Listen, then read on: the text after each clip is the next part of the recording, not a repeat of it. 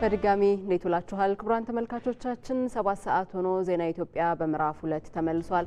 የአጀንዳ ጉዳዮችን አካተን ሰፊ ጉዳዮችን እያነሳን ቆይታ እናደርጋለን እስከ 8 ሰዓት ድረስ አብራችሁን እንድትቆዩ እንጠይቃለን። ሮዛ መኮንን ባልደረባዬ መታሰቢያ ደረጃ አብረናችሁን ዘልቃለን። አበይት ጉዳዮቻችንን እናስቀድም።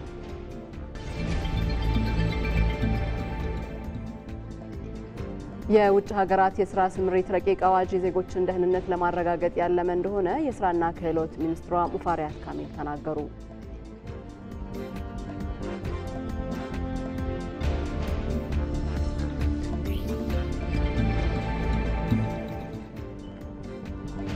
ብሔራዊ ተሃድሶ ኮሚሽን በእስካሁኑ ሂደት 61 ሺህ የቀድሞ ታጣቂዎች ወደ ማህበረሰቡ እንዲቀላቀሉ ማድረጉን አስታወቀ።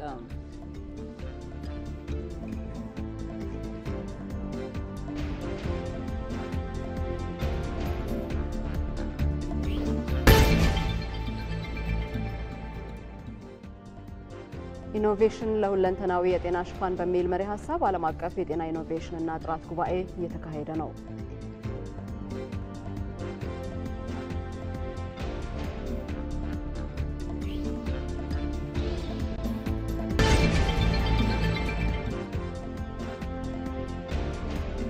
ከውጭ ከመረጥንላችሁ ጉዳይ ከ12 ቀናት ከባድ ግጭት በኋላ ኢራንና እስራኤል የተኩስ አቁም ስምምነት እንደሚያደርጉ ገለጹ።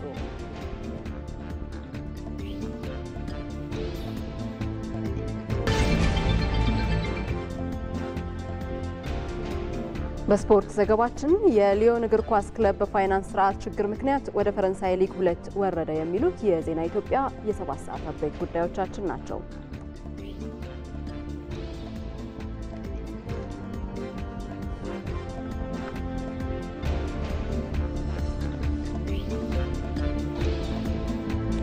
ዜና ኢትዮጵያችንን እየተከታተላችሁ ትገኛላችሁ። ከዚህ ከስቱዲዮ ወደ እናንተ ከምናደርሰው ዘገባ በተጨማሪ በተለያዩ የሀገሪቱ አካባቢዎች የሚገኙ ሪፖርተሮቻችን የተለያዩ ርዕሰ ጉዳዮችን የሚያጋሩን ይሆናል። እንዲሁም ደግሞ በዛሬው የአረንጓዴ አሻራ አጀንዳ ጉዳያችን ላይ እንግዶችንም ጋብዘናል። ምን ጉዳይ ይዟል ካላችሁ በጥቂቱ እናስተዋውቃችሁ። በቀጥታ መስመራችን ላይ ሳምሶን ገድሎን እናገኛለን። ሳምሶን ገድሎ በተለይ በዚህ በውጭ ሀገራት የስራ ስምሪት ረቂቅ አዋጅ ላይ የዜጎችን ደህንነት ለማረጋገጥ ምን ያህል ያለመ ነው የሚሉ ሰፊ የሆኑ የህዝብ ውይይቶች የተካሄዱ ነው የሚገኘው። በሕዝብ ተወካዮች ምክር ቤትም እንደዚሁ ተካሂዷል ውይይትና ያን በተመለከተ ተጨማሪ የሆነ ማብራሪያ የሚያደርሰን ይሆናል። ከዛ ባሻገር ወደ ሌላኛው ባልደረባችን ይመራደም እናልፋለን። የኢፌዴሪ ጠቅላይ ሚኒስትር ዶክተር አብይ አህመድ ከተለያዩ ማህበረሰብ ክፍሎች ጋር ሰፊ ውይይቶችን ሲያደርጉ እንደነበር ይታወቃል። ዘርፎችንም ጨምሮ ማለት ነው። የመጨረሻውን ከመገናኛ ብዙሃን ባለሙያዎች ጋር ምክክር አድርገዋል። ከዛ ጋር የተገናኙ መረጃዎችን የሚያደርሰን ይሆናል። ሌላኛው የቀጥታ መስመራችን ላይ የምናገኘው ሪፖርተራችን ሞላ አለማየሁ ነው። የዓለም አቀፉ የጤና ኢኖቬሽንና ጥራት ጉባኤ በአዲስ አበባ መካሄድ ጀምሯል። ከዛ ጋር የተገናኙ መረጃዎችን የሚያደርሰን ይሆናል። እንዲሁም በሌላኛው የቀጥታ መስመር ጫፍ አባዲ ወይናይን እናገኘዋለን። በአፍሪካ የአመራር ልህቀት ማዕከል ዘላቂ ሰላም ማስፈን ላይ ትኩረት ያደረገ ምክክር እየተከናወነ ነው የሚገኘው። ምን ውጤቶች ይገኙበታል ተብሎ ይጠበቃል? ወደ ኋላ ላይ በምናገኘው ወቅት የምንጠይቀው ይሆናል። በአጀንዳ ጉዳያችን ዛሬ የአረንጓዴ አሻራ መርሃ ግብርን እናነሳለን በስፋት። በተለይ በተለያዩ የሀገሪቱ አካባቢዎች እየተደረጉ ያሉ ዝግጅቶች ምንድናቸው? ባለፉት 6 ዓመታትስ ምን ለውጥ መጥቷል የሚለውን ጉዳይ መነሻ አድርገን ነው የምናነሳው። በዚህ መሰረት ራሄል አብደላን በቀጥታ መስመራችን ላይ እናገኛታለን ከጅማ። በዛ አካባቢ ያለው ዝግጅት ምን ይመስላል የሚለውን እሷ ትነግረናለች። እንዲሁም ደግሞ በሲዳማ ክልል ዘንድሮ የአረንጓዴ አሻራ መርሃ ግብርን ተግባራዊ ለማድረግ የተደረጉ ያሉ ዝግጅቶች ምንድናቸው በሚለው ላይ ከሚካኤል ገዙ ጋርም ቆይታ እናደርጋለን። ይህንኑ ጉዳይ ታሳቢ አድርገን በቀጥታ መስመር ላይ እንግዳም ጋብዘንላችኋል። እንግዳችን አራርሶ አደም የሀረሪ ክልል ግብርና ቢሮ የተፈጥሮ ሀብት ዳይሬክተር ናቸው።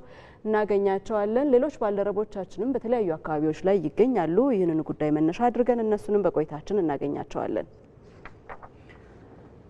ዜና ኢትዮጵያችን ወደ እናንተ ከዚህ ከስቱዲዮ ከያዛቸው ጉዳዮች ማድረሱን የሚጀምር ይሆናል። የውጭ ሀገራት የስራ ስምሪት ረቂቅ አዋጅ የዜጎችን ደህንነት ለማረጋገጥ ያለመ እንደሆነ የስራና ክህሎት ሚኒስትሯ ሙፈሪያት ካሚል ተናግረዋል። ይህንን ጉዳይ በተመለከተ ከመሸጋገሪያ በኋላ ትጠብቁናላችሁ።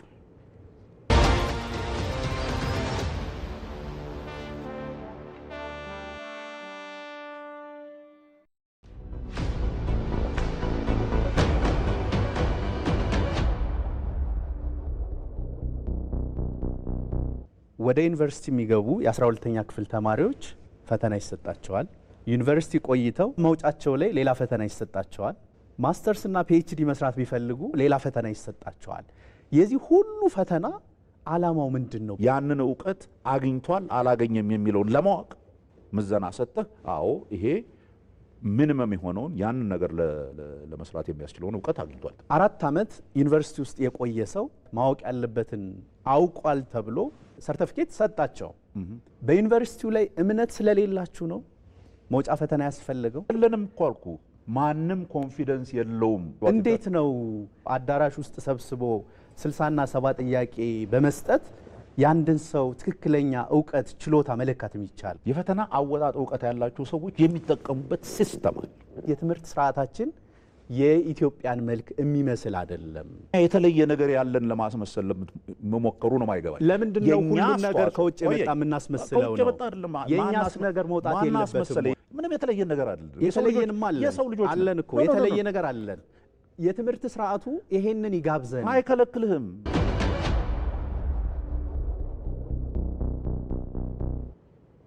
ዜና ኢትዮጵያችን ላይ ነን። ቀደም ሲል ወደ አነሳውላችሁ ዘገባ ልምራችሁ። የውጭ ሀገራት የስራ ስምሪት አዋጅ የዜጎችን ደህንነት ለማረጋገጥ ያለመ እንደሆነ የስራና ክህሎት ሚኒስትሯ ሙፈሪያት ካሚል ተናግረዋል። የሕዝብ ተወካዮች ምክር ቤት የሰው ሀብት ልማት ስራ ስምሪትና ቴክኖሎጂ ጉዳዮች ቋሚ ኮሚቴ የኢትዮጵያ የውጭ ሀገር ስራ ስምሪት ረቂቅ አዋጅ ላይ ይፋዊ የህዝብ ውይይት እያካሄደ ይገኛል። በውይይቱ ላይ የተሳተፉ የሚገኙ የውጭ ሀገራት የስራ ስምሪት ላይ የተሰማሩ ኤጀንሲዎች ረቂቅ አዋጁን በሚመለከት የተለያዩ ጥያቄዎችን አንስተዋል። እዚህ ርዕሰ ጉዳይ ላይ ባልደረባችን ሳምሶን ገድሎን እናገኘዋለን። ውይይቱን እየተከታተለ ነው የሚገኘው። ተጨማሪ የሆነ ሀሳቦችን ያደርሰናል። እንዴት ውለሃል ሳምሶን? እንግዲህ በረቂቅ አዋጁ ላይ የተነሱ ዋና ዋና ጥያቄዎች ምንድን ናቸው? ከሚመለከታቸው የስራ ኃላፊዎች ጥያቄውን ተመልክቶ ማብራሪያ ከተሰጠም እነሱን ጉዳዮች ጨምረህ አድርሰን። አመሰግናለሁኝ። እንግዲህ ዛሬ የተወካዮች ምክር ቤት የሰው ሀብት ስራ ስምሪትና የቴክኖሎጂ ጉዳዮች ቋሚ ኮሚቴ በዚህ በቅርቡ ረቂቅ በተዘጋጀው የውጭ ሀገራት የስራ ስምሪት ረቂቅ አዋጅ ላይ ህዝባዊ ውይይት ጠርቶ እየተደረገ ይገኛል። እዚህ ላይ እንግዲህ የስራና ክህሎት ሚኒስቴር መስሪያ ቤት የስራና ክህሎት ሚኒስትሯን ወይዘሮ ሙፈሪያት ካሚልን ጨምሮ ሌሎች የሚኒስቴር መስሪያ ቤት የሚመለከታቸው አካላትም ጭምር እዚሁ ተገኝተዋል። ከዛ ባለፈ እንግዲህ በዚህ በረቂቅ አዋጁ ላይ አስቀድመው ሙፈሪያት ካሚል ማብራሪያ ሰጥተዋል። እንግዲህ ከውይይቱ በፊት ማለት ነው።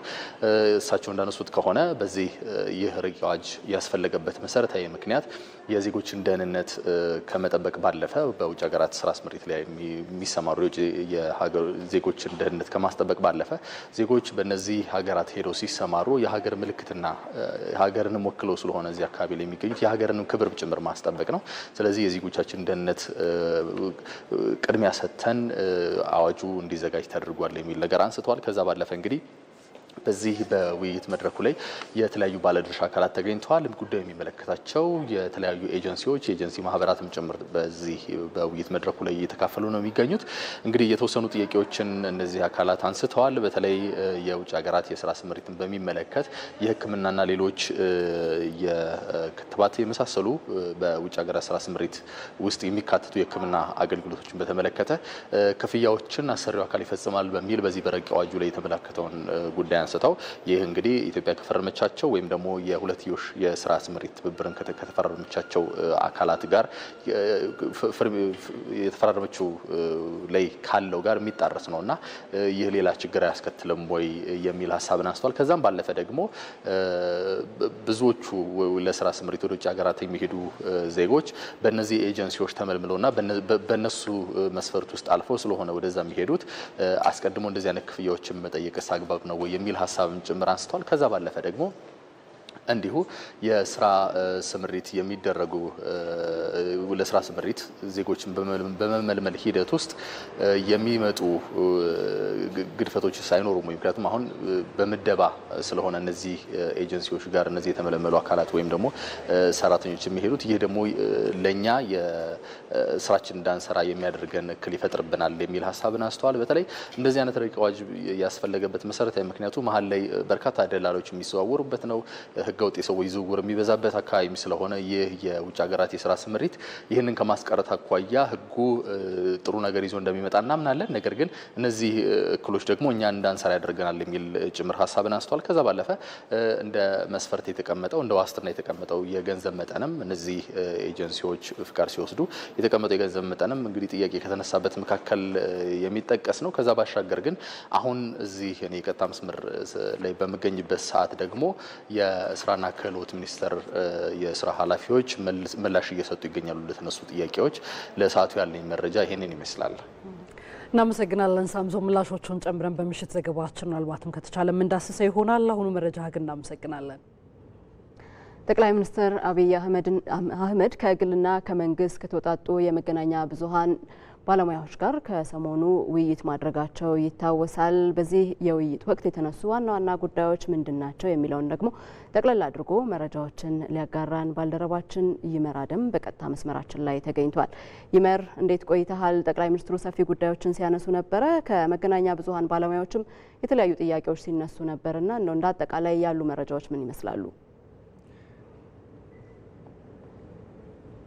ከሰሞኑ ጠቅላይ ሚኒስትር አብይ አህመድ እንግዲህ ከተለያዩ የማህበረሰብ ክፍል ተወካዮች ጋር ማለትም ከመምህራን፣ ከኪነ ጥበብ ዘርፉ፣ ከፖለቲካ ፓርቲዎች እና ከጤና ባለሙያዎች ጋር ሲያደርጉ ነበር የቆዩት። ያን በመቀጠል ደግሞ አራተኛው የመንግስት አካል ነው ተብሎ ከሚታመነው ወይም ደግሞ ከሆነው ከሚዲያው ዘርፍ ጋር ነው ውይይት ያደረጉት። ከዛ በመቀጠል እንግዲህ የሚዲያው ዘርፍ አራተኛው መንግስት ነው።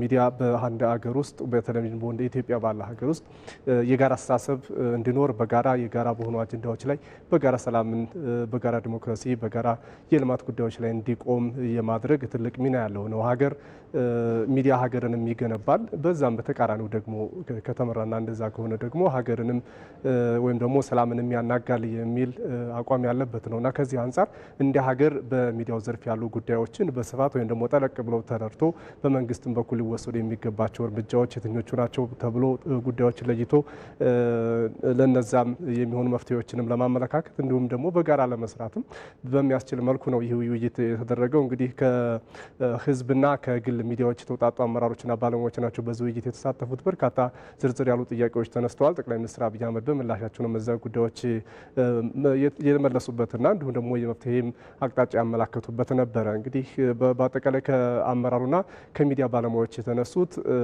ጥያቄዎችን ለመመልከት ያህል እንደ ሀገር በኢትዮጵያ የኮሚኒኬሽን ሳተላይት እንዲኖር ያነሱበት እንዲሁም ደግሞ የሚዲያዎች የህዝብና የመንግስት የጋራን ድልድይ ሆነው ከማገናኘት አንጻር እንዲሁም ደግሞ የህዝብ ድምጽ ከመሆንም አንጻር የሚጠበቅባቸውን ስራ እንዲሰሩ በመንግስት በኩል ስለሚደረጉ ድጋፎችም የተነሱ ጥያቄዎች አሉ።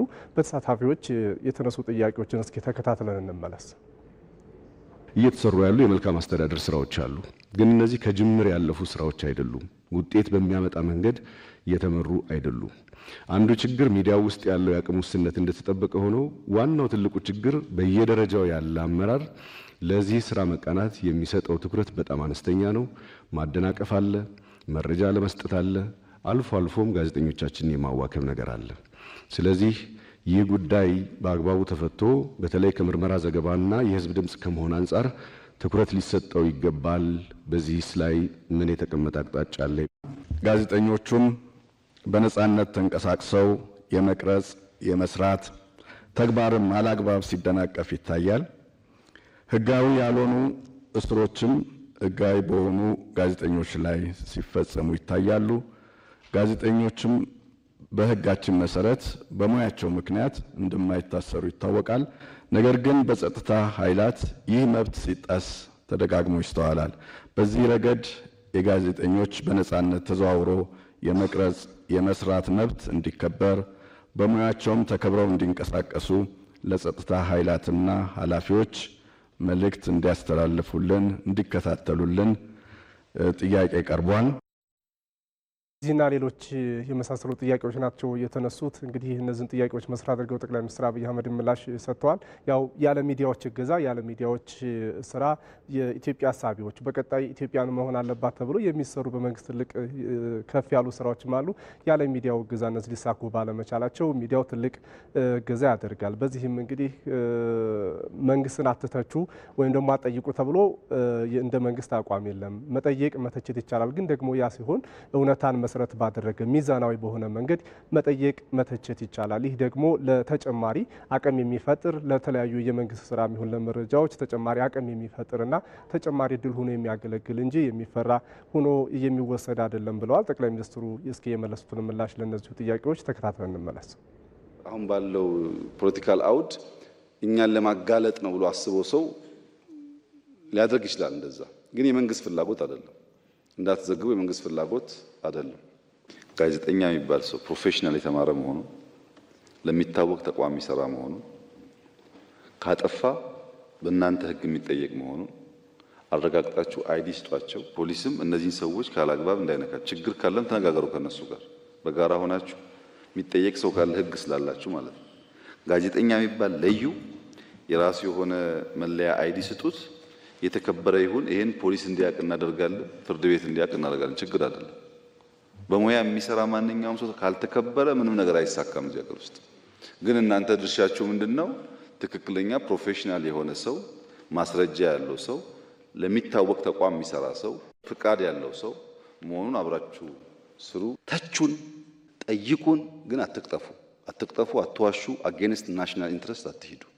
ያ እስካሁን ድረስ የሚያጣላ ምንም ነገር የለም። በዛ ሐሳቤ የኢትዮጵያን ተስፋ የኢትዮጵያን ነገ እያሰባችሁ በፍቅር በአንድነት ለማንሰራራት በእውነት በእውቀት ለመግለጥና ለመገለጥ እውነትና እውቀት ሳይንሻፈፉ ለማንቃት በትህትና ለማስተማር በጎደሉ ጉዳዮች ጥቆማ ብታደርጉ ይታረም ይስተካከል ብትሉ ለእያንዳንዳችን ተጨማሪ የእውቀት ምንጭ እንጂ ክፋት የለውም። ኢትዮጵያ ትልቅ ተስፋ ያላት ሀገር ናት በማለትም ጠቅላይ ሚኒስትሩ ተናግረዋል። ይህ ደግሞ የምንለው ዝም ብለን ሳይሆን እየተሰሩ ባሉ ትልልቅ ስራዎች የተነሳ የማንሰራራት ጉዞ ውስጥ የገባችና ትልልቅ የሆኑ ዜጎችን ያሳተፉ የሀገርንም ከፍታ ከፍ የሚያደርጉ ወደ ሌላ ምዕራፍ የሚያሸጋግሩ ስራዎች እየተሰሩ በመሆናቸው ነው።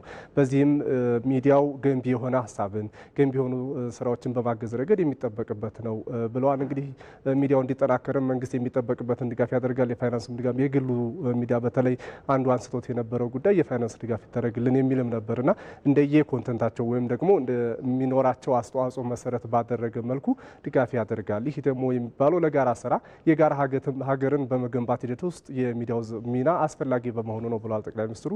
በእኔ በኩል ያለው መረጃ ይህን ይመስላል። ይመር፣ ስለ መረጃዎቹ እናመሰግናለን። መልካም ቀን። ዜና ኢትዮጵያችን ቀጥሏል። ወደ ሌላ ርዕሰ ጉዳያችን ተሻግረናል። በኢትዮጵያ ዘላቂ ሰላምን ለማስፈንና አንድነትን ለማጠናከር የሚሰራው ስራ ሊጠናከር እንደሚገባ የሰላም ሚኒስትሩ መሐመድ ኢድሪስ ተናገሩ።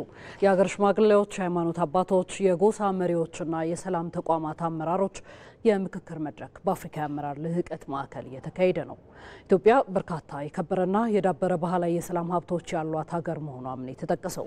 እነዚህ ሀብቶች ግጭቶችን በመፍታትና ሰላምን በማጽናት ረገድ የጎላ ሚና እየተጫወቱ እንደሚገኙ የተናገሩት ሚኒስትሩ መሐመድ ኢድሪስ አሁንም ዘላቂ ሰላምን ለመገንባት ባለድርሻዎች በትብብር ሊሰሩ ይገባል ብለዋል። እዚህ ርዕሰ ጉዳይ ላይ ቆይታ እናድርግ። ተጨማሪ የሆነ መረጃ እንዲሰጠን ሪፖርተራችን አባዲ ወይናይ በድጋሚ በቀጥታ መስመራችን ላይ አግኝተነዋል። እንዴት ውለሃል አባዲ? እንግዲህ ቀደም ሲል በተወሰነ መልኩ ተነጋግረናል። በተለይ በምዕራፍ አንድ የቲቪ ዜና ቆይታችን ማለት ነው የዜና ኢትዮጵያ ቆይታችንና በመድረኩ ዘላቂ ሰላምን በማስፈን ረገድ በተለይ ባለድርሻ አካላት ምን ድርሻ ይኖራቸዋል ሲባል የተገለጸው እሱ ላይ ትኩረት እናድርግና ሀሳቦችን አድርሰን አመሰግናለሁ ሮዛ። እንግዲህ በዛሬው ዕለት ማህበራዊ ሀብቶቻችን ለህብረ ብሔራዊ አንድነታችን በሚል መሪ ቃል በዚሁ በስሉልታ የምክክር መድረክ እየተካሄደ ይገኛል። ይህ የምክክር መድረክም በዋናነት በአጠቃላይ ከተለያዩ የሀገሪቱ ክፍሎች የመጡ የሃይማኖት አባቶች፣ የሀገር መሪዎች ማለትም የጎሳ መሪዎች እንዲሁም ደግሞ የሃይማኖት አባቶችና የሀገር ሽማግሌዎች በሰላም ላይ ትኩረት አድርገው የሚሰሩ የተቋማት አመራሮች ተገኝተው ነው የውይይት መድረኩ እየተካሄደ የሚገኘው። በዚህ የውይይት መድረክ የሰላም ሚኒስቴር ከፍተኛ የስራ ኃላፊዎችን ጨምሮ ባለድርሻ አካላትም በዚህ መድረክ ተሳትፈዋል። እንደሚታወቀው ኢትዮጵያ የተለያዩ ባህላዊ እሴቶች ያሏት ሀገር ናት። እነዚህ ባህላዊ እሴቶች በተለይም ደግሞ ሰላም ላይ ትኩረት አድርገው ላለፉት ዓመታት ሲሰሩ እንደነበር ነው የተገለጸው። በዚህም ደግሞ አሁን ላይ ኢትዮጵያ ዘላቂ ሰላም ለመገንባት በምታደርገው ሂደት ውስጥ እነዚህ ባህላዊ እሴቶች ከፍተኛ አስተዋጽኦ እንዳላቸው የተገለጸው። ኢትዮጵያ ብዝሃ ማንነት፣ ብዝሃ ታሪክ፣ ብዝሃ እሴት ያላት ሀገር ናት። ታዲያ እነዚህ እሴቶችና ባህሎችን ለማስቀጠል በተለይም ደግሞ ጠንካራ የሆነ ትስስር መፍጠር ያስፈልጋል። በተለይም ባህላዊ እሴቶች በህዝቦች መካከል ያለውን አንድነት ለማጠናከር፣ በህዝቦች መካከል ያለውን የህዝብ ለህዝብ ትስስርና በህዝቦች መካከል ያለውን ፍቅር ለማጎልበት ከፍተኛ አስተዋጽኦ እንዳላቸው የተገለጸው። እንግዲህ የሰላም ሚኒስትሩ መሐመድ እድሪስ እንደገለጹት ከሆነ አሁን ላይ በኢትዮጵያ 72 የሚደርሱ ባህላዊ የሰላም እሴቶች ይገኛሉ። እነዚህ ባህላዊ እሴቶች አጠቃላይ በግጭት ላይ ትኩረት አድርገው እየሰሩ ይገኛሉ። በተለይም ደግሞ 24ቱ የሚሆኑ በማህበረሰብ ላይ ትኩረት በማድረግ በተለይም ደግሞ በቅድመ ግጭት ላይ ትኩረት አድርገው እየሰሩ እንደሚገኙ አንስተዋል። ከዛ ባሻገርም ደግሞ 48ቱ የሚሆኑት ደግሞ ግጭት ከተፈጠረ በኋላ በተለይም ደግሞ ግጭቶቹ እንዳይባባሱና ጉዳት እንዳያስከትሉ እርቅ ላይ ትኩረት በማድረግ አጠቃላይ እሴቶችን በማጎልበት ረገድ ሰፋፊ ስራዎችን እየሰሩ እንደሚገኙ አንስተዋል። በተለይም ደግሞ ሚኒስቴር መስሪያ ቤቱ በኢትዮጵያ ሰላም እንዲሰፍና የተሟላ ሰላም እንዲሟላ ሰፋፊ ስራዎችን እያከናወነ እንደሚገኝ አንስተዋል። ለዚህ ደግሞ በቀጣይም ትኩረት አድርገው ይሰራል። ይህ መድረክም አጠቃላይ በተለያዩ የኢትዮጵያ ክፍሎች ያሉ የሰላም ባለሙያዎች በተለይም ደግሞ የሃይማኖት አባቶች፣ የሀገር ሽማግሌዎች ሰላም ላይ ትኩረት አድርገው እንዲሰሩና የልምድ ልውውጥ እንዲያደርጉ ይህ መድረክ ከፍተኛ አስተዋጽኦ አለው። ከዛ ባሻገርም ደግሞ ኢትዮጵያ የተሟላ ሰላሟ የተጠበቀ እንዲሆን ይህ መድረክ ከፍተኛ አስተዋጽኦ ስላለው የእውቀት ልምድ ለመለዋወጥና በተለይም ደግሞ ግጭቶችን የምንፈታበትን መንገድ እርስ በርስ ለመታወቅ ልምድ ለመቅሰም ይህ መድረክ ከፍተኛ አስተዋጽኦ እንዳለው የገለጹት ማለት ነው። ይህ መድረክ እንግዲህ ዛሬን ጨምሮ ለነገ የሚቆጥን የሚሆነው በነገ ቆይታውም አጠቃላይ የሚሰራው ስራ እንዲጠናከር አሁንም ትኩረት የሚሻ ጉዳይ መሆኑ በዛሬ በነበረ መድረክ ተገልጸዋል። አባዲ ለመረጃዎች እናመሰግናለን። ለድምጽ ጥራቱም ይቅርታ እንጠይቃለን። ተመልካቾች አብራችሁን ሁኑ። በዜና ኢትዮጵያችን ነው።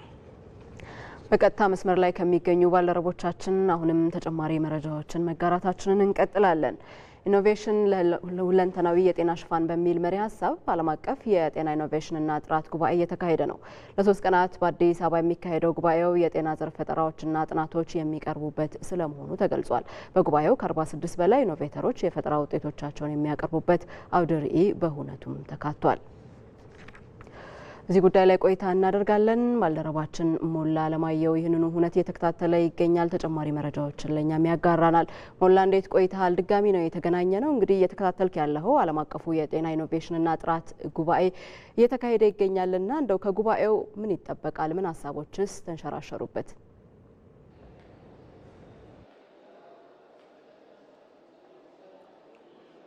መልካም። በዚህ በአዲስ አበባ ለ3 ቀናት ለመካሄድ ዛሬ የተጀመረው ኢኖቬሽን ለሁለንተናዊ የጤና ሽፋን ተደራሽነት በሚል መሪ ቃል የሚካሄደው ዓለም አቀፉ የጤና ጉባኤ በዋናነት ከህዝብ ቁጥር መጨመር ጋር ተያይዞ የጤና ሽፋንን ተደራሽ ከማድረግ አኳያ ኢኖቬሽን የሚኖረውን የተደራሽነት እገዛ እንዲሁም ደግሞ የጤናን ዘርፍ ጥራት ከማስጠበቅ አኳያ እንዲሁም ደግሞ የህሙማንን ደህንነት ከማረጋገጥ አኳያ ኢኖቬሽን ያለውን አስተዋጽኦ ለማጉላትና በዚህ ዘርፍ ላይ ለመወያየት ያለመ ጉባኤ ነው።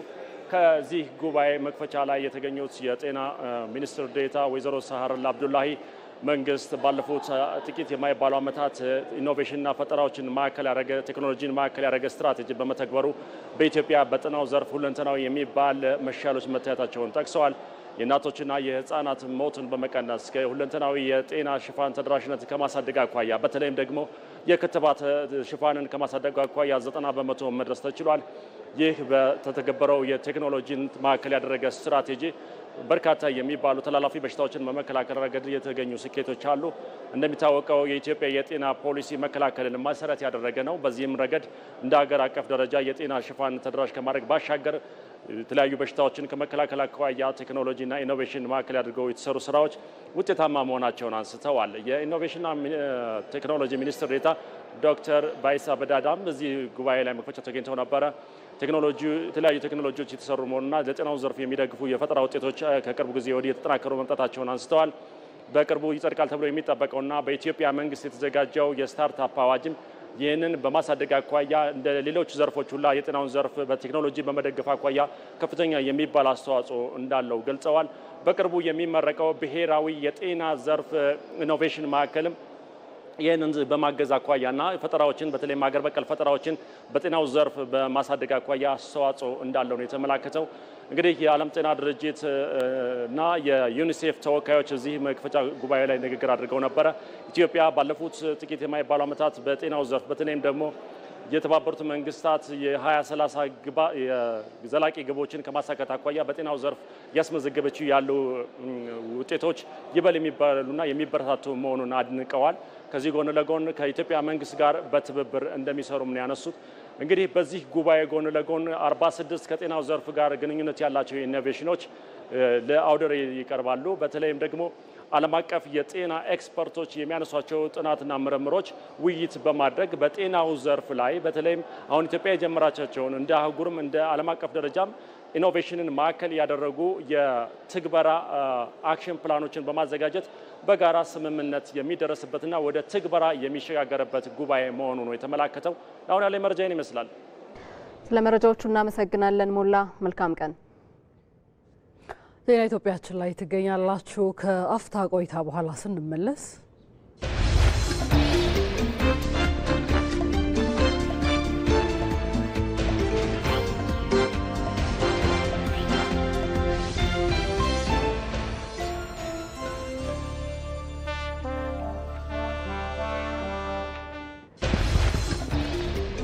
ወደ አሪ ብሔረሰብ አምርተን በህብረተሰቡ ዘንድ የሚፈጠሩ አለመግባባቶች የሚፈቱበትን ባህላዊ ስርዓት የምንመለከት ይሆናል።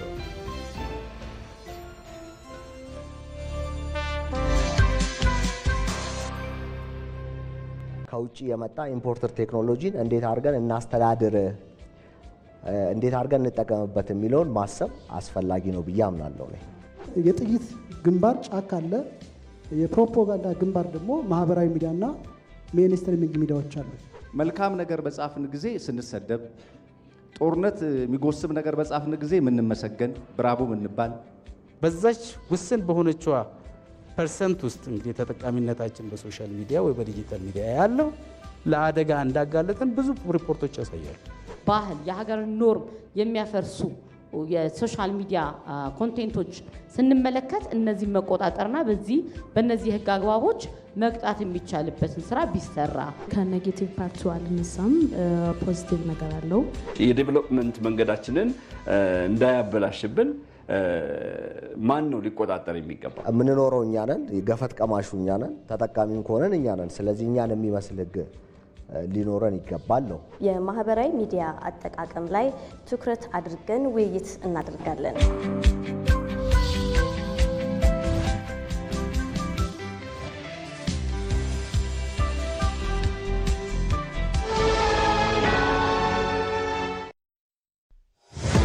የሚሰራ ሰው ጊዜ አይበቃውም። ስለዚህ ረጅሙን ጉዳይ በዘዴ ያሳጥረዋል። ወራዊ የአገልግሎት ክፍያዎቹን በቀላሉ ሲቢ ብር ፕላስ ያስታውሰዋል።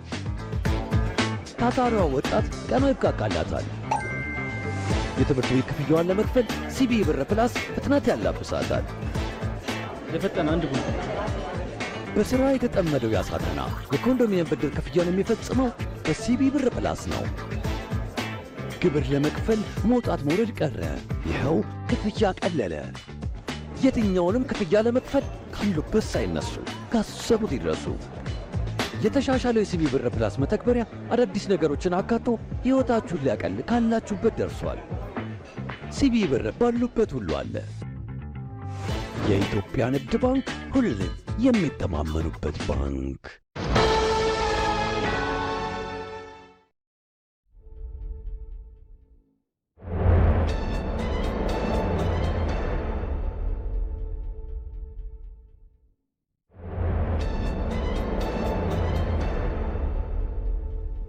ዜና ኢትዮጵያን የተከታተላችሁ ነው። ይህ የኢትዮጵያ ቴሌቪዥን ነው። አሁን ደግሞ ወደ አጀንዳ ጉዳያችን እንሻገራለን። ዛሬ በአጀንዳ ጉዳያችን በስፋት የምንዳስሰው በተለያዩ አካባቢዎች የተደረጉ ያሉ ዝግጅቶች አረንጓዴ አሻራን ታሳቢ ባደረገ መልኩ ምን ይመስላሉ፣ እስከዛሬ የተካሄዱ የአረንጓዴ አሻራ መርሃ ግብሮችስ ምን ለውጥ አምጥተዋል የሚለውን ጉዳይ ነው። በተለያዩ ክልሎች ያሉ ዝግጅቶችንም ታሳቢ እናደርጋለን።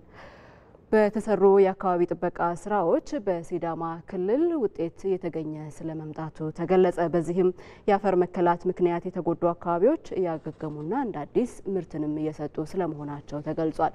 ሚካኤል ገዙ ይህንኑ ታሳቢ አድርጎ ተጨማሪ መረጃዎችን ያጋራናል። የአየር ንብረት ለውጥ ተጽዕኖን ለመቆጣጠር ባለፉት ዓመታት በኢትዮጵያ የተለያዩ ስራዎች ሲከናወኑ ቆይተዋል። ከነዚህ መካከል በየዓመቱ በዘመቻ የሚከናወነው የችግኝ ተከላ መርሃ ግብርን ጨምሮ በበጋ ወራት የሚከናወነው የአካባቢ ጥበቃ ስራ ተጠቃሽ ናቸው። በሲዳማ ክልል ሸበዲኖ ወረዳ የሚገኘው ይህ የራሮ ተፋሰስ ደግሞ ከዚህ ቀደም ከተጎዱ አካባቢዎች መካከል የሚገኝ ነው። የአካባቢው ማህበረሰብ ችግሩን ለመከላከል በባለፉት ዓመታት በዘመቻ የተለያዩ ስራዎችን ሲያከናውኑበት ቆይተዋል። በዚህ ተፋሰስ ላይ የተገኘውን ውጤት በተመለከተ ከአካባቢው አርሶ አደሮች ጋር ቆይታ እናደርጋለን። አብራችሁን ቆዩ።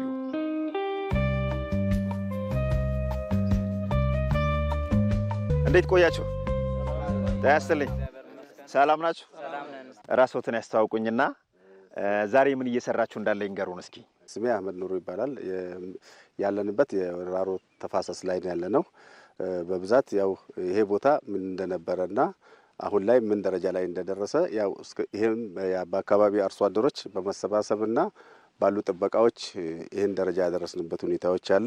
ስለዛ አንዳንድ ሁኔታዎችን እየተወያየን ነው ያለነው። እንዲሁ በወር በሁለት ወር እየተሰባሰብን እንደዚሁ ሰዎችን አርሶ አደሮችን የአካባቢዎች ጋር አንድ ላይ በመውጣት የምንጫወትበትና አንዳንድ ነገሮችን የምንሰራቸውን ስራዎች ደግሞ በአካባቢያችን ላይ ምን መትከል አለብን የሚለውን ነገር የምንወያይበት ሁኔታዎች ላይ ነው ያለነው። እንደው ይሄ አካባቢ እንግዲህ ስታይ ብዙ ለውጥ እንደመጣበት ያስታውቃል። በደንብ አዲስ ሆኖ ለመጣ ሰውምና በምን መልኩ ነው ችግኝ ከመትከል ባለፈ የምትጠብቁት የምታስተዳድሩት? ሴቱም ወንዱም ተረባርቦ ውሃ እያጠጣ ነው ያሳደገው ይህንን ችግኝ ማለት ነው።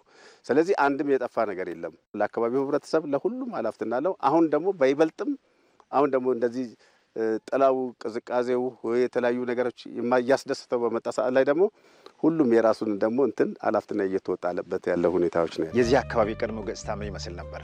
ያው በፊት ሜዳ ነው፣ ከብት ነው እንጂ የምሯሯጥበት ምንም ነገር የለውም። ገላጣ መሬት ነው፣ ሳርም የለውም ለከብት ጥላም የለውም፣ ሜዳ ነገር ነው። ግን ጎርፍ ዝናብ ከዘነበ አጥቦ ወደዛ ስለማደርሰው ያ ደግሞ ንብረት ጎርፉ ያወድምብን ነበረ። አሁን ግን ያው ስላለ ይሄ ተፋሰሱ ከተጀመረ ወዲህ በጣም ጥሩ ነው። እሺ፣ በጣም አመሰግናለሁ ሰጠሽኝ ሀሳብ። አሁን ደግሞ እርስዎ ትንሽ ሀሳብ ይስጡን እስኪ። አጠቃላይ በሰራችሁት ስራ የተገኘው ለውጥ ውጤት ምን ይመስላል? ቆንጆ ውጤት አለው። አንደኛ በጎርፉ በኩል ጎርፍ የሚባል ነገር ወደዚህ ወርዶ የሚያጥፋብን ነገር ምንም ነገር የለም። ንጹህ አየር በሳሩ በምኑም ቆንጆ ጥቅም እንጠቀምበታለን። ብዙ ለውጥ አለው ከበፊት። ምን አለ? አቮካዶ፣ ቡና፣ እንሰት ብዙ ነገሮች አሉ። እንደ በቆሎ የጓሮ አትክልቶችን እየሰራን መጠቀም እንችላለን። በጣም አመሰግናለሁ ለነበረን ቆይታ ስላስቃኛችሁን። መልካም ተመልካቾቻችን፣ በሲዳማ ክልል ሸበዲኖ ወረዳ በራሮ ተፋሰስ ላይ ተገኝተን ከአካባቢው አርሶ አደሮች ጋር ያደረግነው ቆይታ የእስካሁኑ ይመስል ነበር።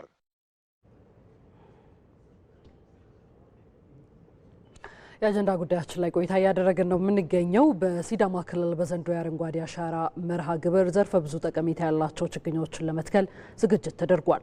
ከሚተከሉ ችግኞች 60 በመቶ ለምግብነት የሚውሉ ሲሆን 40 በመቶ ደግሞ ለደን ሽፋን የሚያገለግሉ ናቸው። በዚህ ጉዳይ ላይ ታዲያ ተጨማሪ የሆነ መረጃዎችን እንዲያደርሰን ሪፖርተራችን ሚካኤል ገዞን ከሐዋሳ በቀጥታ መስመራችን ላይ ከኢቢሲ ስቱዲዮ አግኝተነዋል።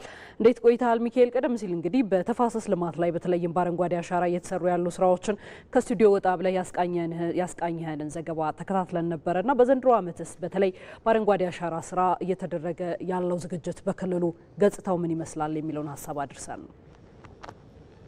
አመሰግናለሁ። እንግዲህ በሲዳማ ክልል በዘንድሮ የአረንጓዴ አሻራ መርሃ ግብር ወደ 307.7 ሚሊዮን ችግኝ ለመትከል ታቅዷል።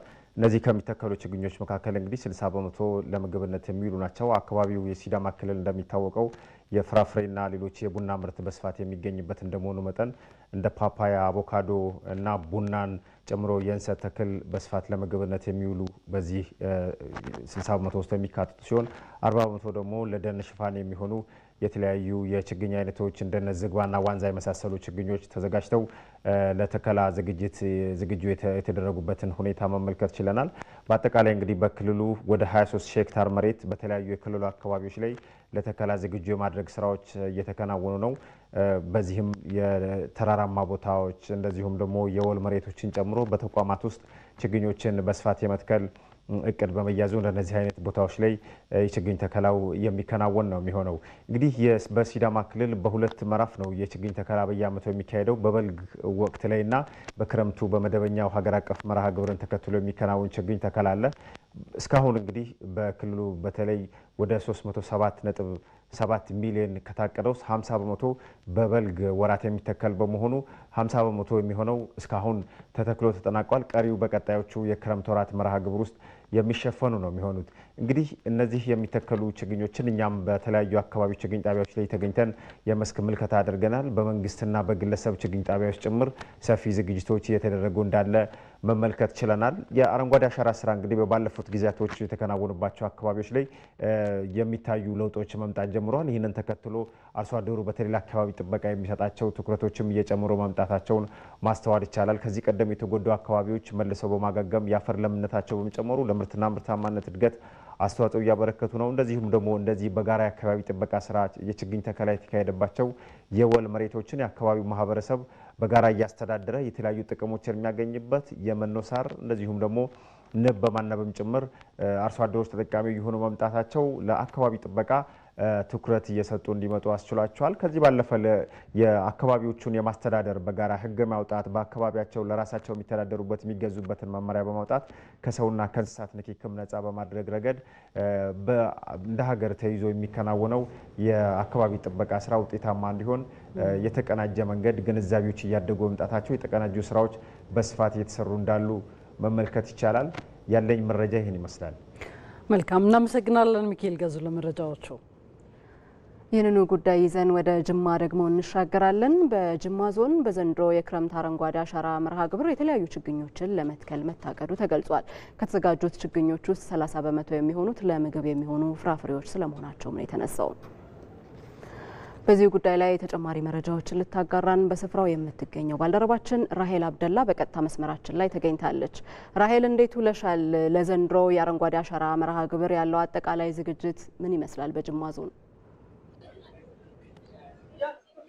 አመሰግናለሁ። ተመልካቾች እንደምንላችኋል። እንግዲህ ቀደም ሲል እናንተን በመግቢያችሁ ላይ እንደጠቀሳችሁት በጅማ ዞን ዘንድሮ የአረንጓዴ አሻራ መርሃ ግብር በ82,000 ሄክታር መሬት ላይ 411 ሚሊዮን ችግኞችን ለመትከል ታቅዶ የተለያዩ የዝግጅት ስራዎች ተከናውነዋል።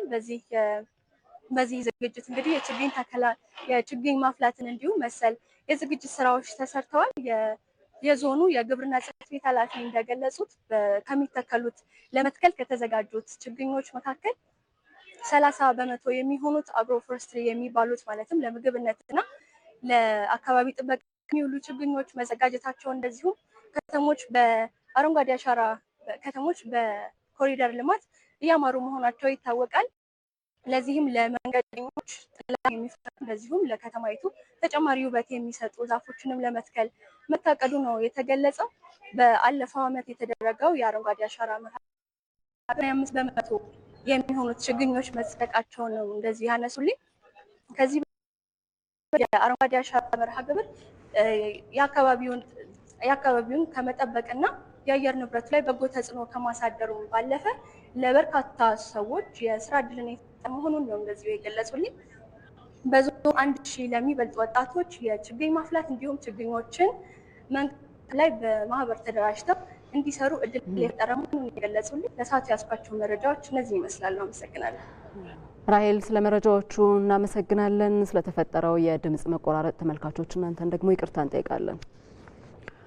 እዚህ ርዕሰ ጉዳይ ላይ ነው ቆይታ የምናደርገው። የተወዳጁ ተመልካቾቻችን ከዚህ ከአረንጓዴ አሻራ መርሃ ግብር ጋር ዝግጅቶች ምን ይመስላሉ? እንደተመለከታችሁት በተለያዩ ክልሎች ያሉትን ሁኔታዎች በስፋት እየዳሰስን ቆይታ አድርገናል። መግቢያችንም ላይ እንዳስተዋወቅናችሁ በዚህ ጉዳይ ላይ ተጨማሪ የሆኑ ሀሳቦችና ማብራሪያዎች እንዲያደርሱን እንግዳ ጋብዘናል። እንግዳችን አራርሶ አደም የሀረሪ ክልል ግብርና ቢሮ የተፈጥሮ ሀብት ዳይሬክተር ናቸው። ከሳቸው ጋር ደግሞ ጥቂት የሆኑ ቆይታዎችን የምናደርግ ይሆናል። ለጊዜው እጅግ አድርጌ አመሰግናለሁኝ። እንግዲህ ቀደም ሲል እንዳልነው በተለይ በሀረሪ አካባቢ አብዛኛውን በተፈጥሮ በጎርፍ መሰል በሆኑ ችግሮች የሚጠቃ አካባቢ ነው። የተፈጥሮ ችግሮች በተከታታይ የሚታዩበት አካባቢ ነው። የአካባቢና የአረንጓዴ አሻራ መርሃ ግብር ባለፉት ዓመታት ወደ ስራ ከገባ በኋላ ምን መሻሻሎች አሉ? በክልሉ ምን ያሉ ለውጦች አሉ? እንዴት ልንጠቅሳቸው እንችላለን? ከዚህ እንነሳ። እንዲኖራቸው ለስፖርት ልማት ለስፖርት ያው አብዛኛው ተራራማ አካባቢ ነው። ለዚህም ለጎርፍና ለተለያዩ ለአፈር መንሸርሸር ተጋላጭ ናቸው። እነኚህን በአብዛኛው የአረንጓዴ አሻራ ከተጀመረ በኋላ ሰፊ ለውጦች ታይተዋል። ከነዚህም ውስጥ አንደኛው የአፈር መንሸርሸር ቀንሷል። አካባቢው ላይ በረሃማነትም እየተቀነሰ ነው የመጣው። ከዚህ ውጪም አብዛኛው እኛ ትኩረት አድርገን የምንሰራው የፍራፍሬ ወይም ለምግብነት የሚውሉ ችግኞች ላይ ስለሆነ ምርትና ምርታማነትም ጨምሯል ማለት እንችላለን። የዘንድሮ የአረንጓዴ አሻራ መርሃ ግብርም ሊካሄድ የተወሰኑ ጊዜያት ብቻ ናቸው የሚቀሩትና እንደው አጠቃላይ ያለው ዝግጅት እንደ ሀረሪ ክልል ምን ይመስላል? ያው እንደ አጠቃላይ በእኛ ክልል በዚህ በ2017 የተዘጋጀነው ያዘጋጀነው ችግኝ ወደ 1.8 ሚሊዮን ነው። እነኚህም በሶስት ከፍለን ማየት እንችላለን። አንደኛ ለደን ሽፋን ለሚውሉ 30%፣ ከዛ ውጪ ያሉት አብዛኛው ዘርፈ ብዙ ያላቸው ፍራፍሬዎች ናቸው 70%። እነኚህም በአብዛኛው የሀረር ቡና እና ሌሎች የአቮካዶ፣ ማንጎ እና ፍራፍሬ አካባቢው በፍራፍሬ የሚታወቅ ስለሆነ እዛ ላይ የሚያስፈልገውን ዝግጅት ጨርሰን ያው የሀገር አቀፍ የሚጀመርበትን ቀን እየጠባበቅን ነው። መልካም። አቶ አራርሶ አደም የሀረሪ ክልል የግብርና ቢሮ የተፈጥሮ ሀብት ዳይሬክተር፣ በክልል ደረጃ ያሉ ዝግጅቶችን በተመለከተ ሀሳቦትን ሰንዝረውልናል። እጅግ አድርገን እናመሰግናለን። ወደ ቤንሻንጉል ጉሙዝ ክልል ደግሞ እንሻገርና ይህንኑ ጉዳይ እናንሳ። በቤንሻንጉል ጉሙዝ ክልል በዘንድሮ የአረንጓዴ አሻራ መርሃ ግብር የተለያዩ ችግኞችን ለመትከል እቅድ ተይዞ እየተሰራ ስለመሆኑ የክልሉ ግብርና ቢሮ ገለጸ። ለዚሁ መርሃ ግብር በተለያዩ የክልሉ አካባቢዎች ችግኞችን የማፍላትና የመንከባከብ ስራዎችም የተከናወኑ ሲሆን እስካሁን ድረስም ከ60 ሚሊዮን በላይ ችግኞች ለተከላ ዝግጁ ስለመሆናቸው ቢሮ አስታውቋል። በዚህ ጉዳይ ላይ ተጨማሪ መረጃዎችን ሊያጋራን ባልደረባችን ጀማል አህመድ ከአሶሳ በቀጥታ መስመራችን ላይ ነው የሚገኘው። ጀማል እንዴት ቆይተሃል? በቤንሻንጉል ጉሙዝ ክልል እየተከናወኑ ያሉ የአረንጓዴ አሻራ የልማት ስራዎች ምን ይመስላሉ? ለዘንድሮስ የተደረገ ያለው ዝግጅት ምንድን ነው? አመሰግናለሁ።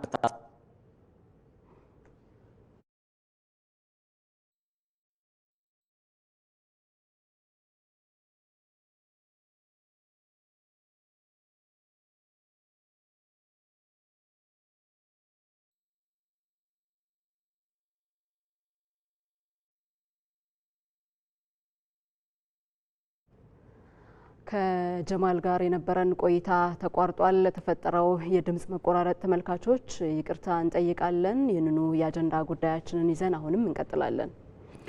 ለዘንድሮ የአረንጓዴ አሻራ መርሃ ግብር 7.5 ቢሊዮን ችግኞች መዘጋጀታቸውን የግብርና ሚኒስቴር መረጃ ያመላክታል። ባለፉት ዓመታት በነበሩ መርሃ ግብሮች በቢሊዮን የሚቆጠሩ ችግኞችን በመትከል ኢትዮጵያውያን ለአረንጓዴ ልማት ያላቸውን ቁርጠኝነትም አሳይተዋል። ኢትዮጵያን አረንጓዴ ማልበሱ ስራም ተጠናክሮ የቀጠለ ሲሆን የአረንጓዴ አሻራ መርሃ ግብርም የሀገሪቱን የደን ሽፋን በማሳደግ ረገድ ትልቅ ሚናን የሚጫወት ይሆናል።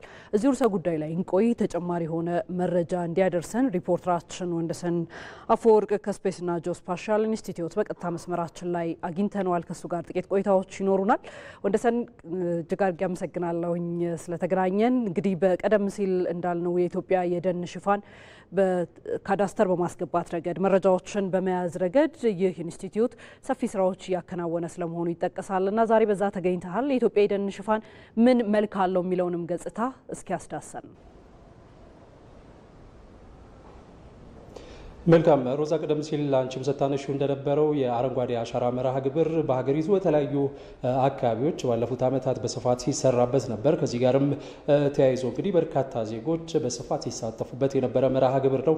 ዘንድሮም እንግዲህ ይህ መርሃ ግብር እየተጠበቀ ነው። የተለያዩ ዝግጅቶችም እየተደረጉ ነው የሚገኙት እና በዚህ መርሃ ግብርም እንግዲህ በቢሊዮን የሚቆጠሩ ችግኞች ነው በየዓመቱ እየተከሉ አሁን ላይ የደረስ ነው። እንግዲህ በዘንድሮ ዓመትም ወደ 7.5 ቢሊዮን ገደማ የሚሆኑ ችግኞች መዘጋጀታቸውን እንግዲህ የግብርና ሚኒስቴር ያወጣው መረጃ ያመላክታል። አጠቃላይ እንግዲህ ከዚህ ጋር የተያዙ መረጃዎችን በመሰነዱ ረገድ የኢትዮጵያ ስፔስ ሳይንስ እና ጂኦስፓሻል ኢንስቲትዩት ሰፊ ስራዎችን እየሰራ ነው የሚገኘውና አንድ እንግዳ አጠገቢ ያሉ በዚህ ኢንስቲትዩት ውስጥ የካርታ ስራ መሪ ስራ አስፈጻሚ የሆኑት ቴዎድሮስ ካሳሁን ናቸው። ከእሳቸው ጋር የተወሰነ ቆይታ ይኖረኛል ማለት ነው። አመሰግናለሁ። በጣም አመሰግናለሁ። እንደው እንዳጠቃላይ እስቲ እስካሁን በተለይ በአረንጓዴ አሻራ መርሃ ግብር የመጣንበት መንገድ ምን ይመስላል? እሺ እንግዲህ የአረንጓዴ አሻራ ካለፉት 2 ዓመታት ወዲህ በቴክኖሎጂ እየተደገፈ መጥቷል። ከነዚህ ቴክኖሎጂዎች አንዱ ደግሞ የመትከያ ቦታዎችን መረጃ ማሰባሰብ ወደ አንድ ማዕከል ማምጣትና ለሕዝብ ተደራሽ ማድረግ ነው። ስለዚህ እንደ ተቋማችን የአረንጓዴ አሻራ ቴክኒክ ኮሚቴ አባል ስለሆነ እነዚህን የተከላ ቦታዎች መረጃ ማደራጀት በቴክኖሎጂ መደገፍ ኃላፊነቱ ነው ማለት ነው። ስለዚህ ምንድነው የሚደረገው? መጀመሪያ ሰዎች ቦታ ያዘጋጃሉ። ክልሎች ሊሆኑ ይችላሉ፣ ከተማ አስተዳደሮች ቦታ ያዘጋጃሉ። ዘንድሮ የሚተክሉበትን ቦታ ያንን የመገኛ መረጃውን ይልካሉ ማለት ነው። ስለዚህ ያ ወደኛ ከመጣ በኋላ ደግሞ የምልከታ ይደረግበታል፣ ማረጋገጫ ስራ ይሰራበታል። ከዛ እዚህ ጋር ወደምንመለከተው ጂኦ ፖርታል ይባላል። የኮሚቴው ጂኦ ፖርታል ነው። አረንጓዴ አሻራ ለህዝብ ፐብሊክ የወጣ ነው። ወደዚህ ይጫናል ማለት ነው። ስለዚህ ዘንድሮ የሚተከልበት ቦታ የት ነው፣ አምና የተተከለበት ቦታ የት ነው፣ የአንድ ጀንበር ተከላን አስመልክቶ የተከናወኑ ስራዎች እዚህ ፖርታል ላይ ይቀመጣል ማለት ነው። እንግዲህ እዚህ ጋር እንደምንመለከተው ከ2019 2023 እና 2024 የተከናወኑት የአንድ ጀንበር ተከላዎች እቅዳቸው፣ ክንውናቸው፣ የህዝብ ተሳትፎ እንደዚሁም ደግሞ ይሄ እዚህ ጋር የምንመለከተው ያምናው ነው ምን ያክል ፐርሰንቱን አቺቭ አደረግን ከእቅዳችን አንጻር የሚሉ መረጃዎች እዚህ ላይ ተደራጅተው ይቀመጣሉ።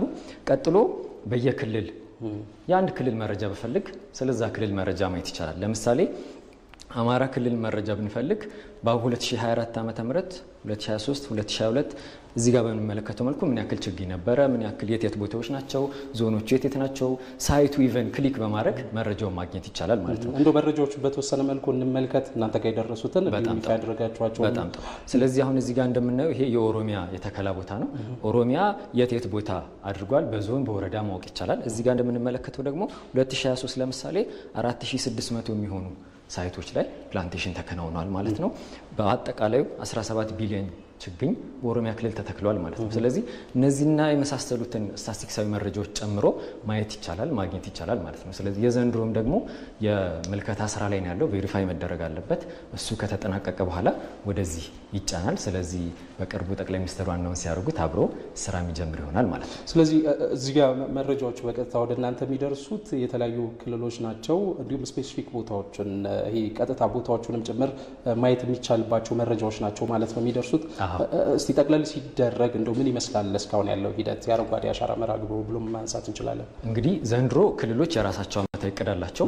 በብሔራዊ ደረጃ ደግሞ ዓመታዊ እቅድ አለ።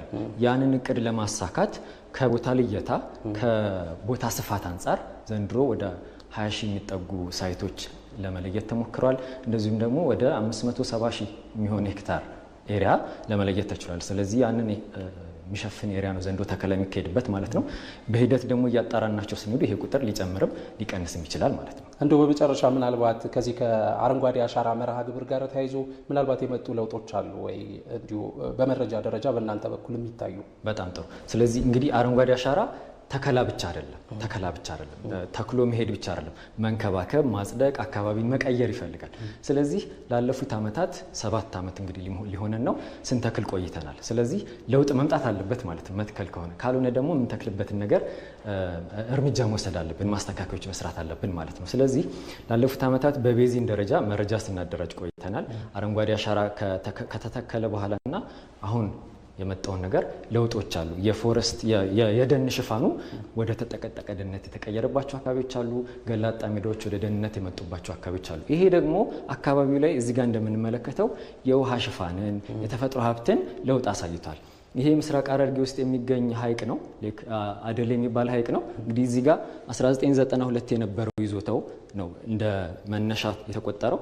ከዛ በኋላ በነበሩት ዓመታት እየቀነሰ መጥቷል። 2002 2012 እየቀነሰ መጥቶ በኋላ የመሬት ልማት ስራዎች አረንጓዴ አሻራን ጨምሮ የሚሰሩ ስራዎች ይህንን ውጤት አምጥተዋል ማለት ነው። ስለዚህ አረንጓዴ አሻራ ላይ መስራት አካባቢን መለወጥ፣ አካባቢን ማልማት፣ ተፈጥሮን መመለስ ነው ማለት ነው። መልካም፣ አመሰግናለሁ። እናመሰግናለን። እንግዲህ ሮዛ ቀደም ሲል እንዳያችሁት በርካታ ስራዎች የተሰሩ ነው የሚገኙት በሀገሪቱ በተለያዩ አካባቢዎች የሚከናወኑ የአረንጓዴ አሻራ ተግባራት እንግዲህ መረጃዎች የተጠናቀሩ በዚህ መልኩ በብሔራዊ ደረጃ የሚቀመጡበት ሂደት አለ ማለት ነው። በስፔስና ጂኦስፓሻል ኢንስቲትዩት ዲጂታላይዝ የማድረግ ሂደቶችን በደንብ ያስቃኘህን ባልደረባችን ወንደሰን ጋር እናመሰግናለን ለቆይታችን።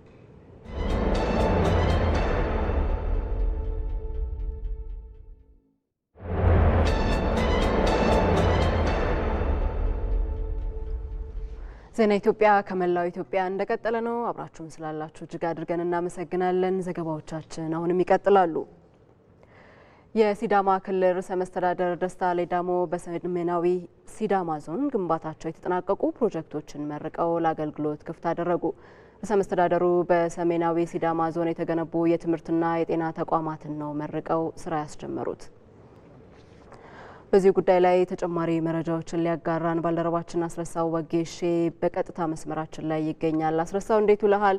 ርዕሰ መስተዳደር ደስታ ሌዳሞ ዛሬ ለአገልግሎት ክፍት ያደረጓቸው ተቋማት የሕዝብን ተጠቃሚነት ከማረጋገጥ አንጻር ምን አይነት ፋይዳ ይኖራቸዋል?